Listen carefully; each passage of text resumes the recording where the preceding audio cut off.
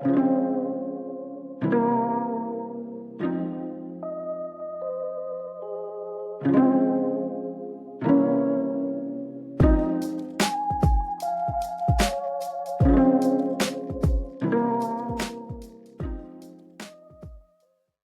to the Brown Olive Podcast Rooftop Conversations. This is your host, Felix, and today I have a special guest, Frank the Tank. What up, what up, what Frank, up? welcome to the show, Frank. What's going on? Thank you, brother, man. Nice to be heard. You know what I mean? So, Frank, it's always hard to find you because you're like a night owl, right? You're a night guy. You got that fucking right, man. I'm sorry, can I curse? I'm sorry. I mean, they edit that one out, I guess. Nah, it's fine. The kids aren't listening to this. It's my liberal friends out there. As long as you don't take off your shirt, that's it. We're good. Well, that's the best part of the show. That's for OnlyFans. Yeah, that's another subscription. That's where next podcast is going to be at. For those that don't know, Frank does have a calendar out there, and you could probably find it on the internet. I did it. I'm sexy, and I know it. It's a beer calendar too. It's like, well, it wouldn't be useful now because it's back in 2020. Is there any coincidence that was when COVID happened at the same time? Yeah. I released a stench. God. But no, Frank, honestly, thank you so much. I know you got a busy schedule too and you're running about. Do you mind just giving us a little intro? I guess tell us where you're at right now, like where you're living, where you're at, and then just tell us a little bit about how we got to know each other, how we met. How we met? Well, yeah, the genesis. Okay, well, a little bit about myself. I'm Frank, of course, and I'm originally from Peru, from Lima, Peru, but we were brought down into the States when I was young, and so we set roots up in Jersey. So basically, all my family, 3/4 of my family lives in Jersey. So the bulk of it is there, and so now I'm residing in Florida, but, I've traveled quite a bit. I've been around quite a bit. So I decided to stay in Florida at the end because that's where my kids were. And, I felt like the school that they were going was a much better place, much more relaxed, much more in tune with what they needed. And so we ended up staying here, of course. And so the story, like a generalized story of like where I am and where I've been. Most of the stuff that I've always done has always been, I was a nurse, of course, that was my main profession, but I ended up doing more of food and beverage because of my whole family does that. So at one point, my grandpa is the one that actually instilled all that restaurateur kind of thing in me, which I've always loved. My passion is actually cooking and alcohol. Get me next to a bar, I'm mixing something up. So that's my thing. That's my ego, my alter ego, my Frank the Tank. Frank the Tank, and he's shirtless most of the time. Yeah. But this is the funniest thing, right? So I met you playing Call of Duty, right? And actually, the one that introduced us was my cousin Mike. Mike is the one that actually that introduced us. It's been a good experience, man, because through it I yell at you quite a bit. I yell at you like my brother, basically. That's the funniest thing. You're like my weird little brother. You're my weird older brother. But yeah, it's been good, man. It's been something that I think, man, how many years now? It's been 4 years, 5 years. We've been playing, I go by Call of Duty years. Yeah. Yeah. So with every goes by every update. There's Cholo in there, right? Frank, let me ask you. So you mentioned that you traveled a lot. Could you say a little bit about what, I guess it sounds like your work or your profession made you travel to parts of the country and the world, maybe? Yeah, well, let's start off a little bit earlier than that, because the good thing about, my family, and I have to thank my mom for that quite a bit, because I do really think that, a well-rounded individual only is as good as where they've been and what they're doing, right? So you can't learn a lot of stuff from books. You have to learn it from experience. And I'm 100% on that. There's things that college just doesn't teach. And I was so fortunate to have parents that love to travel. And every year it was not just around Jersey. We traveled, Florida, and like different states and stuff like that. And it was cool because my mom was the one that actually instilled a lot of that. My dad would have stayed at home, you know what I mean? You know, like letting father after a certain age is like, oh, you know what, I just want to stay, right?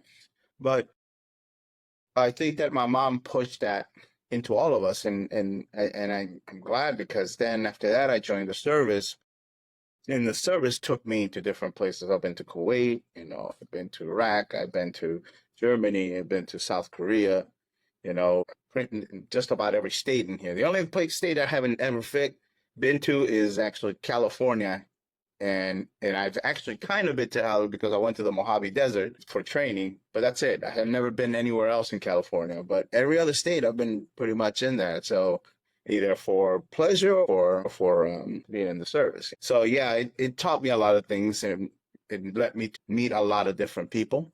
Okay. And I'm still in love with Germany because of that, even though the Reich is there, right, you know. But it was a great experience, you know, a wonderful experience to go and do all. What's the best thing in Germany Best thing in Germany, the pommes that you frites. Oh no, experienced? the schnitzel. But I'm all about. It could be beef, it could be chicken, but it's almost like a what do they call the Spanish ones? Like a when they beat down the chicken and then empanizado or something like that. Like you know what? So a schnitzel is like when they pound the meat down and it becomes like a huge like plate, and then they bread it and then they give it to you in a sandwich, and it's freaking delicious. Well, you have to get the additives, so you know you got to get the crowd in there and all that stuff, but it's fantastic. That you know, that's one of my favorite things that I can say that I really enjoyed. That and their beer, man. Their beer is fantastic. Best beer is the best beer in the world, I've been told. Think about it. This is the only place that you can actually drink warm beer and like it. Well, their beer is like monitored by the state. It has to Yeah. have like a quality, Yeah, right? yeah, yeah, It's yeah. not It's just anything and that they and put out there's there. different levels too, you know. It's like and that actually didn't pass until what was it? They had a bill or something that passed right when they were turning the Deutschmark into the euros. And I think when all of that switched, there's a lot of guidelines that started with not just about that, but they also have schnapps and stuff like that. The apple wine, which is apple wine. So they had all these different demands and what the regulations were for all that. But soon after that is when I left. So I lost a little touch. I went back in 2006 actually to do the World Cup. I Oh, how backpacked it. was Yeah, I that? backpacked it up in so I went to Castellsladen. I saw Italy against US. That was fantastic. Yeah, that was back then when the FIFA was not as corrupt, of course. Where you can actually get a decent price ticket. Did you get in trouble in Germany or no? Oh, you always In get in any trouble in adventures? Germany. Most of it is just pissing on the street, man. You know, yeah, I got a ticket one time, a long time ago. I was pissing right next to they transformed this church into a rave place, and I went down the alley, and I just didn't notice the cop was on top of me, so it was like two levels. So like the top part was like they had like a little landing where there was a parking lot on top, and the cop was right up there and saw me walking down that little alley, and actually looked down, and I was pissing. And he's like, "Hey, hey," and I'm like, "Oh, I'm GI, I'm GI." He said, "GI, stop." Okay. I was like, fuck. I was already, it was done already. I remember the MPs came in, they grabbed Wow. me and took me back. I was in front of the commanding officer, and he said, "You know what you did?" I said, "Yeah." I was like, I was only 19, man. I was only, I was like, Oh, you were only it's 19. I was only 19 during that time, and he's like, "Oh, you got caught with urinating," and so I was 3 months, man. I was in trouble, doing like duties, like what was I like a front, like whenever you come in, there's like a CO duty where you actually monitor people coming in into the barracks. So I had to do that for about 3 months. That shit was horrible. But yeah, it is what it is. That's what happens when you have to pee and you pee in Germany. Too much beer. Too. You're like, oh, you know what? I got to step out of this one.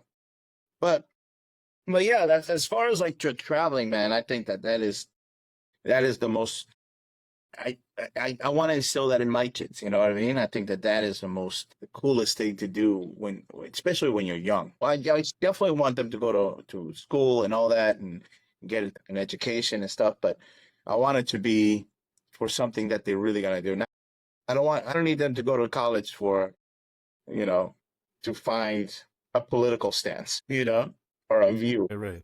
That's not what they're there for. You learn that once you're out in the world and you actually get to see the things that you see.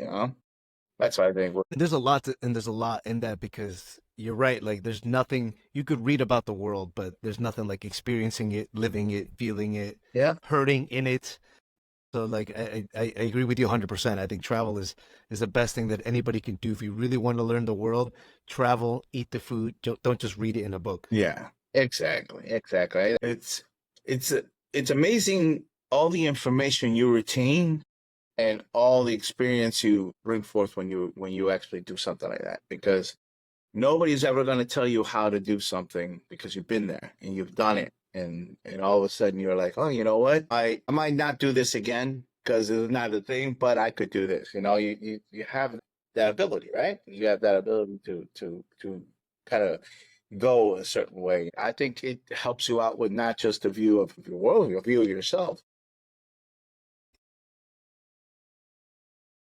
Like, I guess what's the big takeaway for you from COVID, just personally? Like, what was it like? Because you were in Florida, that was a whole different thing as Well, well. yeah. Well, first of all, the Florida thing, right? It hit people hard, of course, everywhere, right? I Right, right, think right. Florida was one of the states that said, "Screw it, we're gonna open up," right? Yeah, We were yeah, one of yeah. them, right? Basically, I think the governor said screw it. He literally said Yeah, screw right. it. But it was very targeted too. I feel because, for example, well, I'm still kind of partly a restaurant owner, but I opened up. I had a food truck before COVID hit, and then as COVID hit, I was uh actually opening up a like brick and mortar restaurant, right?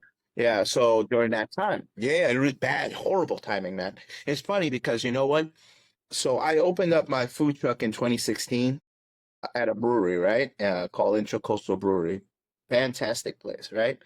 People there were great. We made great money, man. Great money, right? Everything seemed to be going well. You know what? It ended up being January of right before COVID hit, right? That's when we started talking about, hey, you know what? I'm gonna go and open up a restaurant. So the guys from the brewery were like, all right, we need to look for somebody else and all this other stuff, right? And I signed at the end of January. A friend of mine called me up that had a place down here. Actually, there was another brewery that used to be a brewery with they used to have arcade in it. So it's an Okay, arcade okay, brewery. It was pretty that's interesting, pretty but it cool. didn't stick for some reason, right? So they called me and they're like, "Hey, these guys are leaving. Do you wanna look at the property and all that?" So I was like, "All right, let me tell you, dude." The next day, I signed. I was like, "All right, January, February 1, we started hearing quite a bit now about what's going on with this COVID thing, right? In Right, right. February, You hear it from overseas, yeah, in you Italy, hear it it's in coming. February, right Yeah, into March, right? Already had signed the lease at the beginning of February, right? For the beginning of February, so I already had like I think it was like, oh, you're gonna have 3 months of free rent, so you can do your build out and all that. And I was slated to open up in April, right? And dude, March hit, everything closed. yeah. That first week of Everything March, I think it was closed, like and we're March like, 6th what? or 7th. It's like Yeah, I couldn't get anybody to come in and work on the. What I ended up doing is most of the stuff that happened in the restaurant, I did it myself. Like just like sanding shit down, trying to do some electricals and the things that I kind of knew, but it was stuff that I just didn't know, right? And so it took me about a year to open it up. all by yourself. Basically, you're like Yeah, remodeling yeah. it, renovating Yeah, it. very little stuff that where people were, which is a blessing in disguise because I didn't have to spend that much. But in a Right, right, sense too, I did because I was still paying rent. right. And So you couldn't open up. Yeah, you yeah, I couldn't open couldn't up. open up. So there was a lot of money going out, but not a lot of money coming in, right?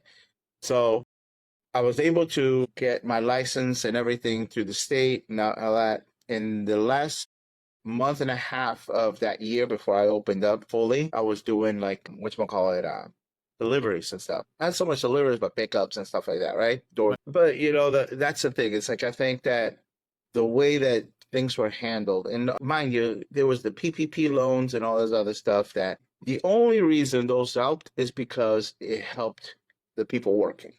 So my employees and all that. So, but it didn't really help me much of anything because the only thing it did for me was just help me pay that but they had to work. It just helped you stay afloat Yeah, at best. yeah. That's it. It, but mostly a percentage of what that PPP loan was going for was going to payroll. Had to go to payroll. So you had to show proof that that money was going to payroll, right?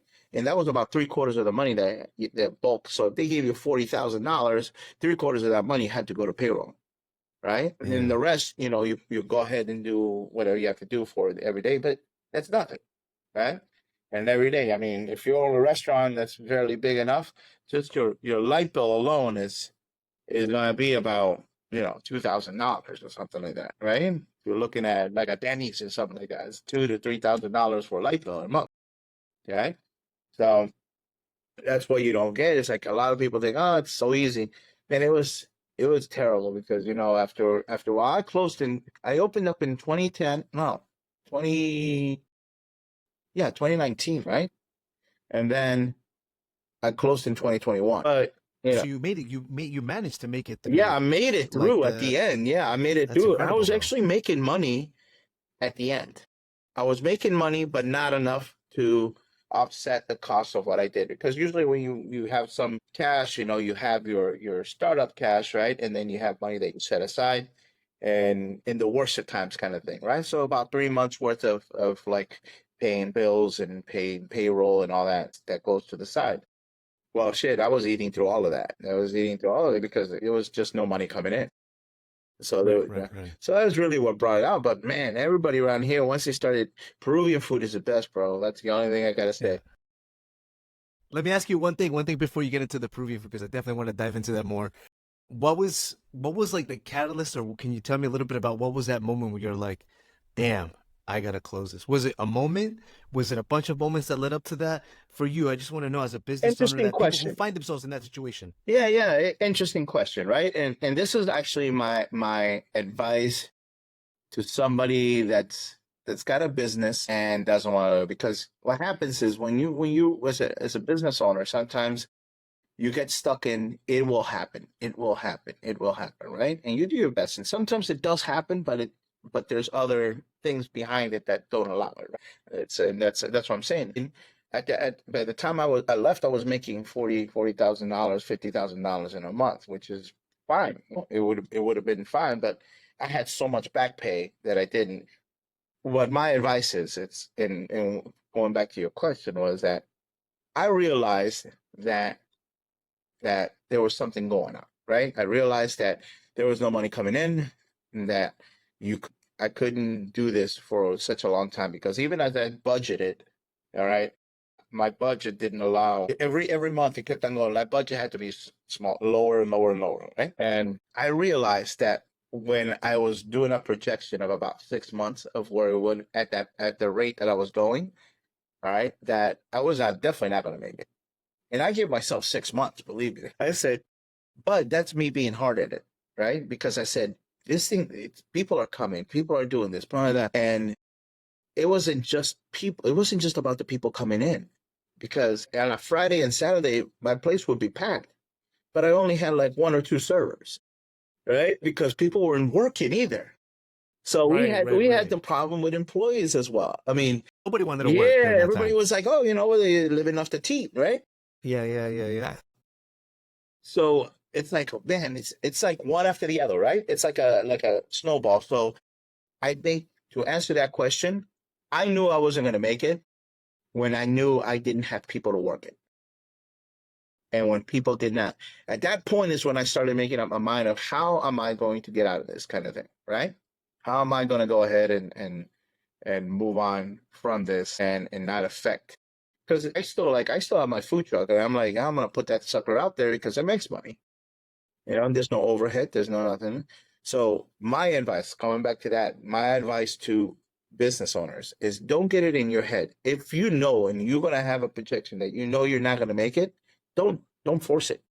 All right? Because there's a light at the end of that tunnel, I think. If you close early, you might be able to open up later again. All right. But if you wait that long, you're just gonna go down into a tunnel, and it's gonna be hard to get out of it. And, And and those are those are for really emergency. yeah. That's a really good advice because I think, and that could apply to a lot of other things too, because I think when people get attached to a project or a Yes. passion or Yeah. something, right? They don't want Or to let hell, it even your go. relationship, right? Yeah. Even your relationship, It's your baby. you don't It's your want baby. it's your baby. You Yeah. don't want to let it go. You Yeah. think it's gonna like if I lose it, it's all over. But I think you made the difficult and rational choice that, you know what, I have to let this go Mm. because I don't want to die with it. If I let it go, I can still reinvent myself. I can still do this in another version or in a different way, but I don't go down with it. And I think that is like the biggest thing that a lot of folks walk away from your advice. Is like Yeah. it's not over. Yeah. It's just It's something just just a stopped. continuation. It's just a pause. Exactly, exactly, Right. exactly. And that's the Ah, that's thing. really It's good like advice. if you keep on going, Yeah. I think that you end up going down with it, because you're so, and I was hard headed for a bit, all right, because that's exactly what I did, right? I was hard headed. I didn't want to let this baby die. I knew it was working. I seen the how it was working, but I knew in the back end I wasn't fine, you know. So my thing is at that point is when I needed to be like, stop, all right. So for me, being September, the day that I closed, I should have closed, a lot Summer. earlier than that. You know what I Right, mean? right, right. Because a lot earlier than that means that I could have survived. I could have come back and revamped, but now it's taking me longer to revamp to start that again. And that's what I think. Mm, Is I'm getting older, right? So it was going to be a point where like I don't want to do this again, right? Because I got to tell right, you, if right. you go into the restaurant business or bar business, that is a not it's not even a full-time project. That is your wife, that is your It's your girlfriend, that life. is your kids, that is all of that. There is just very little time. So you gotta make the choice of if you want to do this, do I want to give that time up for my family? Because that's what's gonna happen at first. The first 2, 3 years, man, it's gonna be you're in there and you're not gonna be able to get out. If Yeah. you want it And to be also, successful, that's what it's gonna be, you know? and you're a grandfather now, Oh yeah, you know? yeah. Yeah, grandfather. So But you see how this lovely mug has so young and so youthful. right, like you can keep up. But I think what you're saying is like it definitely hits home because like, and I imagine you're like you're such a like a sociable person that like you must have loved just building that environment, right, where people can go, where everyone just gathered together Everybody on a just Friday and yeah Saturday. chills there. Everybody just talks and stuff like that. Well, most of the restaurant when I built the restaurants and even the food truck when I was there, it was more about the talking points, right? It was Mhm. about Mhm. hey man, The what this people, play? Yeah, it's how you do that. How do you do this, right? So the menu and everything was based on the talking points, right? right? And I think that now, if you go to any high end restaurant, or that's what it is, right? You got these craft cocktails. You got chefs putting out some spectacular stuff, right? And that you're like, how in the hell do they do that, right? And that's a talking point, right? It's like, man, I gotta research this. It's not like you're just getting a plate of rice and beans, you know? Right, right. It's not chicken parm. You're not Yeah. going to chicken parm, you know? Yeah. It's not like you're getting a breaded schnitzel and you're like, Yeah. hey, a bun. Yeah, you know where it comes from, you know what it does, right? But it's not like you're getting these foam type things and like whipped potatoes with some, made of some calabasas and shit like that. So it's the food scene has changed so much that it has become that. So whenever you open up a restaurant nowadays, it's like you're looking for food that's talking points, right? Peru is really well known for that, though. I mean, to, Right, to, right, to right. say that, Yeah. I mean, a lot of the stuff that they do, like the las sandwicherias, like all the sandwich shops Yeah. over Oh, there, bro, those are the it's best. all about the sauce over there, bro. All right, Yeah, yeah, yeah. you get a pan con chicharrón, like a chicharrón sandwich, right? And you know what you're gonna get in it, but once you start putting the sauce and all this other stuff, it's just another fucking level, right? Right, right. And and that's what elevates the Yeah. foods. That's what makes restaurants stand out. And I'll also add one thing to that. I think for most And folks, not and not everyone. everyone may know this, but the restaurant slash bar business is one of the hardest businesses to go into. Yeah. Not just because, like you mentioned, that it's also taxing. You got to give yourself. You have that. There's really no work life balance. You live it. But also, it's very difficult. Like I think there's like a study out there that says like most of these restaurants shut down within a year to 2 years. You You have to know, have a mentality, right? I think your mentality is if I'm going here, I'm going for it. I have to do it, right? you have to dive And in. that's one thing. And the other thing too is, and this is why they say all chefs are assholes, right? Yeah, have you ever heard of that? Have you ever seen the I show have. The Bear? You know, Yeah, yeah, so yeah, watch yeah. it, and you see a little bit of what I mean when I say all chefs are assholes, because chefs in it, like Gordon Ramsay and all that, they feel for it. They they have to have the people around them that can work right, right? But they're literal assholes, because what happens is it not just goes by their artistic mean. They're like artistically they're like that, right? Because they're creating something. And when you create something, you don't want nothing, nobody to fuck it up. Right, But right. if you're a restaurant owner and you have a chef like that, okay, you have to manage personalities. You see what I'm saying? Because most of the time, those personalities are always going to clash with another server, another bartender, a person that's in the kitchen. So you're like a freaking psychologist, man. It's Oh, basically a dysfunctional family, right? It's a dysfunctional family, you're a and you try to. restaurateur. You didn't know that you had a psychology degree when you went in there. Well, you're managing personalities, man, and there's so much. If you have a high end restaurant versus, let's say, a Denny's, the type of workers that you have in there are very different. It's, there's definitely, when you go in and some of this, if you look at the kitchen, and you're going to see different types of people, right? And Denny's, you're going to find just, yeah, you whatever, a guy that just comes into work, right? In a high end restaurant, you're going to find people that are coming in because they want to make something that is more artistic for them, right? It allows them the freedom to do something, right? That's the difference, I think, sometimes, of how you own. Those are the personalities that you have to deal with, right? And the worst that you get is that sometimes you get people that are just coming in for a job, right? I just want a paycheck, but you might not need that, right? I think that's what's happening too, when you had that, people are just wanting their paycheck, right? Nobody wants to work, and you're like, oh shit. Well, nobody's passionate Yeah, anymore about like the exactly. work itself. It's just 9 to 5 checkout, But and that's it. yeah, like, I think that's cool. It's cool because you know what? Now too, with the explosion of YouTube and all that, and TikTok and all that, and everybody's cooking at home. They're just doing the videos. You're like, oh, that's much better. Yeah. Maybe that's You what I should need to try do. it. Try That's what it. I You need to should do. get a camera, get a nice camera right in So front of your I kitchen. wanna I wanna talk Start to you making. about lighting and miking. Yeah, yeah. We'll get it going. We'll get it going. We can talk more. I'll But make some lomo saltado from the get go. God, dude, I'll visit. I'll visit you for that. I'll go for lomo saltado. I've been hearing that visit for a long time. I had to come to visit you twice. Look at that. That's true. I'm due. I'm due. I'm due for sure. Let me ask you this: for those that are the uninitiated, that don't know too much about Peruvian food or cuisine, for the audience out there, what is, in your opinion, as someone who's worked in this business in the industry, is Peruvian, knows your way around food, loves food, is passionate about it? What is the go-to dish that you feel is Peruvian? One, and two, what is the dish for someone that's never tried anything from Peru? What are the three things at least, or add more if you want, that they should have and do?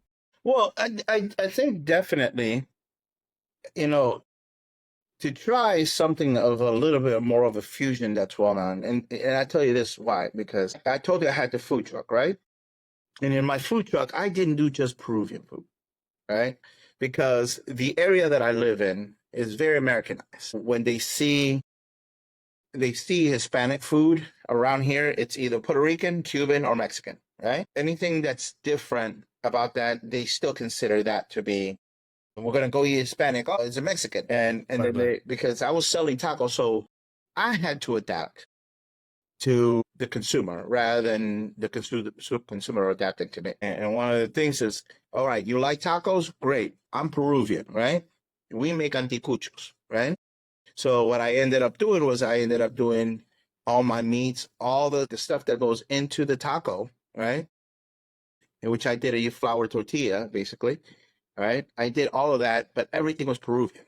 So salsa anticuchera, which is the anticucho sauce and all this, all was that in that. So the flavor was not a regular Mexican flavor, right? It was a Peruvian flavor that looked like a Right, right. Mexican taco, right?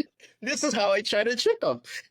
Well, I gotta trick that's the that's white how man. that's I how gotta you trick bring the in white the man. uninitiated. Yeah, yeah. I gotta trick the white man into eating my food. Right? I love it. It's happened historically through history, and it's still Historically, happening now. you know, Yeah, yeah. But so it worked wonderful, bro. I never sold so much freaking tacos in my freaking life. On a Friday and Saturday, we get 400 or 500 orders, and most of that was at least over half of that was all tacos. Right. Another thing too, like you said, we do lomo. To me, we do lomos on very special days on that because, as you know, you got to get behind it, and it's very laborious, and the cuts of meats are high. So we always use the tenderloins. We never use like the crappy meat that like the stew meat or whatever that sometimes some people. So my trick to you is make sure you don't eat stew meat. Make sure that they Yeah. cut it out of tenderloin to And make you could tell lomo. the difference. You Low. could tell the difference Yeah, right it's a away. big difference, man. When you bite into it and your teeth just goes right through it, you know it's a tenderloin. All right. But I think for your question, I think Lomo for an American, and it's like Lomo is so close to what our heritage is as far as diversity, because it's, part Peruvian on a lot of stuff, the most simple things, and very Asian influence as well, right? And the way that we cook it is in a very Asian style, right? It's high heat, the flames going up, flambeing it, and all this other stuff, right?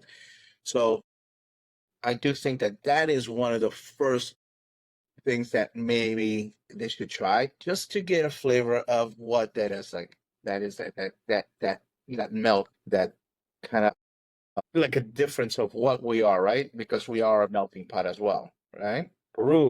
And that's important to say because a lot of people that maybe are not familiar with Latin America, Peruvian culture, Peru is a melting pot. It is fusion Yeah. food, lomo saltado, arroz, chaufa. Those are Asian slash Chinese We, influences we we got mixed into the Italian in Peruvian there, cuisine. we got Italian, believe it or not, Caína sauce, even though made from that, it's part of a little bit of the German. There was a lot of German influence in Cusco. And so, a lot of food for the masses that were made out there. It has a little bit of that, like stroganoff, right? And we don't eat stroganoff a lot, man. A lot of people eat stroganoff, right? Like the sauce, at least, and all that.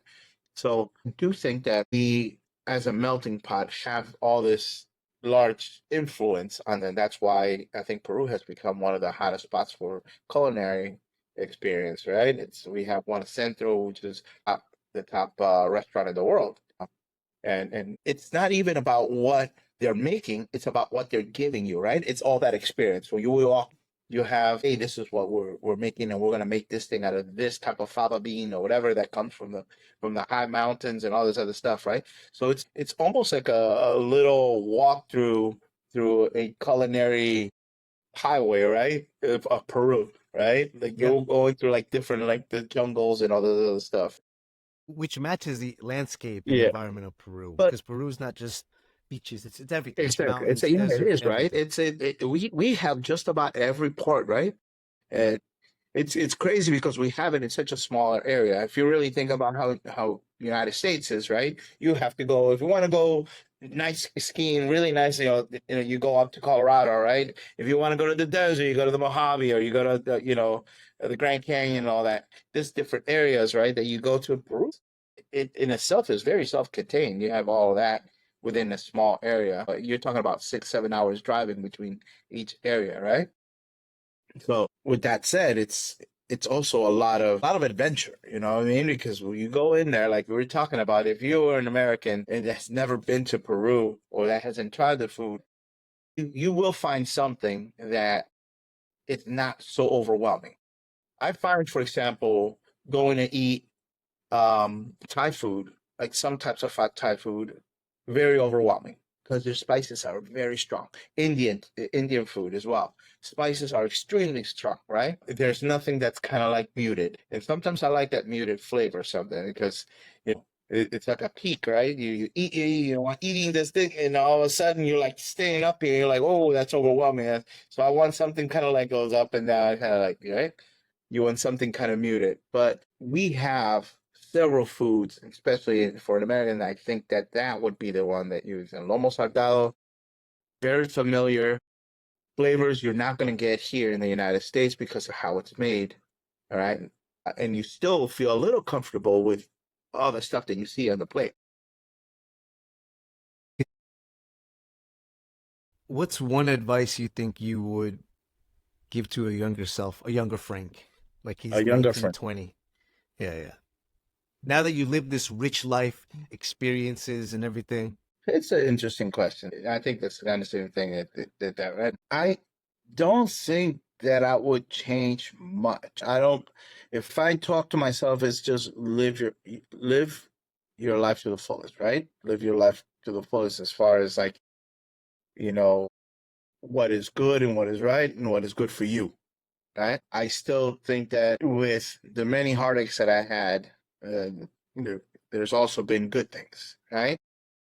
And I've learned from that, and I've grown up to a place where, what do I need to do for now, not just for myself now, but for my family, right? And you're in that conversation always says, when I was in my 40s, it's like, oh, I'm thinking I'm gonna do this all for my family.